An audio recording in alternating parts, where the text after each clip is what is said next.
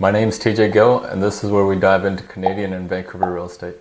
Today we're busting some real estate myths. Myth number one, you need 20% to buy a house. That's just simply not the case.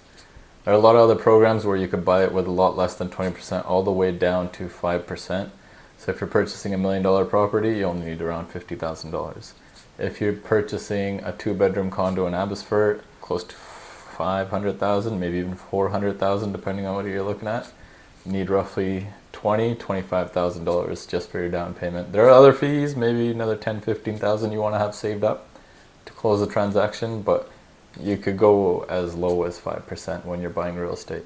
I recommend that you have 20% just because then you avoid mortgage insurance, but it's not something that you necessarily need. Second tip that we're going to be busting is that renting is better than buying. There are some scenarios where I would say renting is better than buying. If you know you're going to be living in a place only for a short period of time, whether it's a year, maybe 2 years, I'd probably lean towards renting. If you don't have stability in your income, if you don't know whether your job's going to be around for the next little bit, if you're a temporary worker, maybe even if you're just a student, I would say just rent at that point. But in majority of cases, I would say buying is a better idea. If you plan on living there for the next 5 to 10 years, you could enjoy your home with stability, knowing that you're not going to need to move. If someone ends up selling their home, you're not going to get kicked out. That your payments, in most cases, if you stick with fixed rate, variables fee, is going to stay the same. I would say at that point, it just makes sense to buy. Over time, you're going to build up equity by paying down the mortgage. Real estate historically increases 2 to 4% per year, so you're going to be building up appreciation there as well.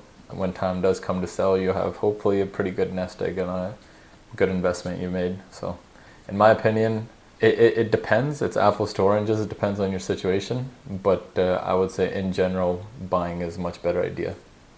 Another myth, another misconception that people have about buying real estate, they're hesitant because they have not the best credit. There are a lot of programs out there that you could buy real estate with not so great credit. I mean, mind you, you might need to pay a more down payment, or your interest rates might be higher in those situations.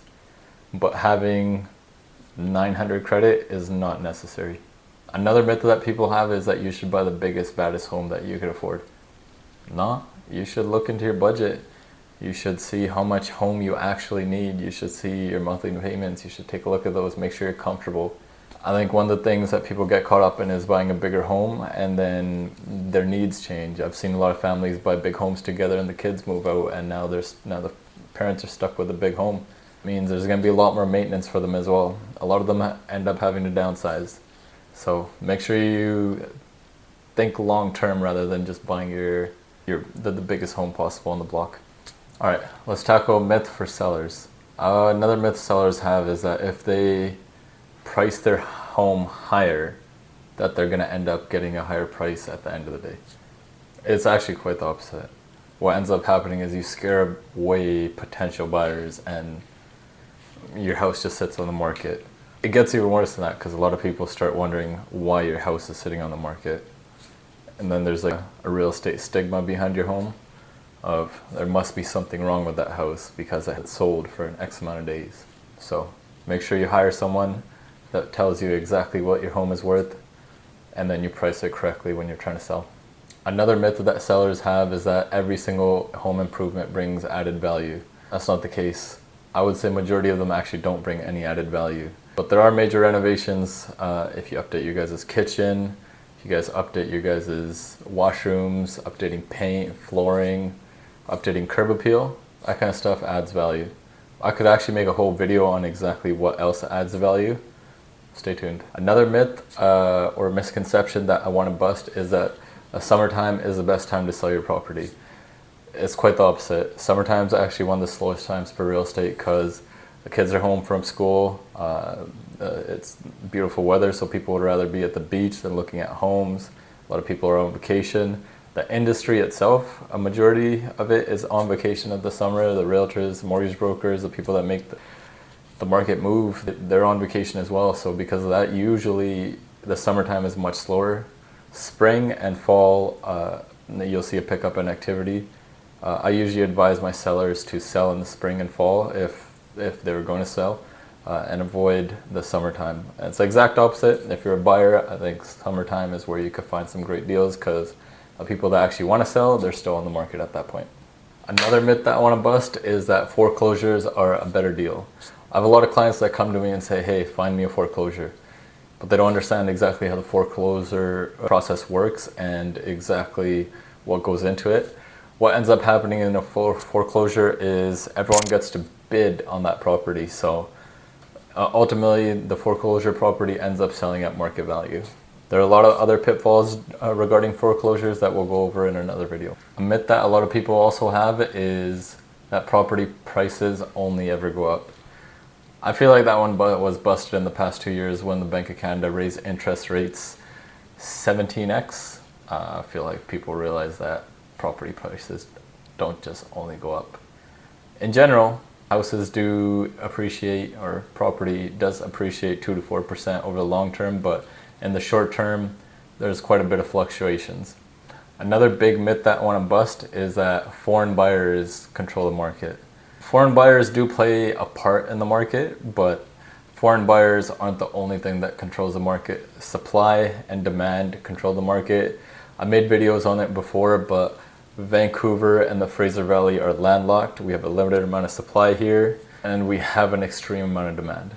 It's not just the foreign buyers that are increasing the prices. Another myth I want to bust is that you need to buy 15 doors, maybe 32, maybe even 64 to retire. If you invest correctly, just a few homes, maybe even one other good investment can set you up for financial freedom. Another myth that I want to bust is because you're selling, you don't need to repair or fix anything around the house. It's quite the opposite actually. You'll end up paying for it. If someone does an inspection on the home, a knowledgeable realtor is going to use that inspection to cut thousands of dollars off the purchase price. So if I were you, if there's small repairs that you got to make right before selling, I'd advise you to do it. Another myth that I want to bust is real estate's easy money.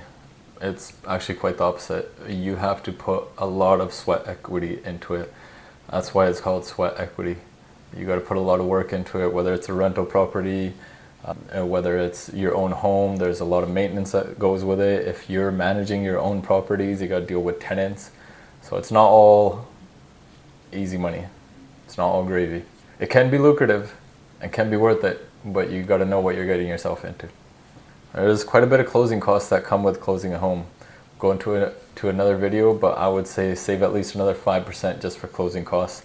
And then on top of that, something that a lot of people don't think about, when you're moving into a bigger house, you're most likely going to have to fill that house. You're not going to leave the rooms empty. So with that comes a furniture budget that you should have. I've seen a lot of people buy 4,000 square foot plus homes, but they didn't take into account how much the furniture for that 4,000 square foot plus home is going to cost. Alright, thanks guys for watching the first episode of Busting Real Estate Myths in Canada. I'm sure I'll do another one. See you guys again.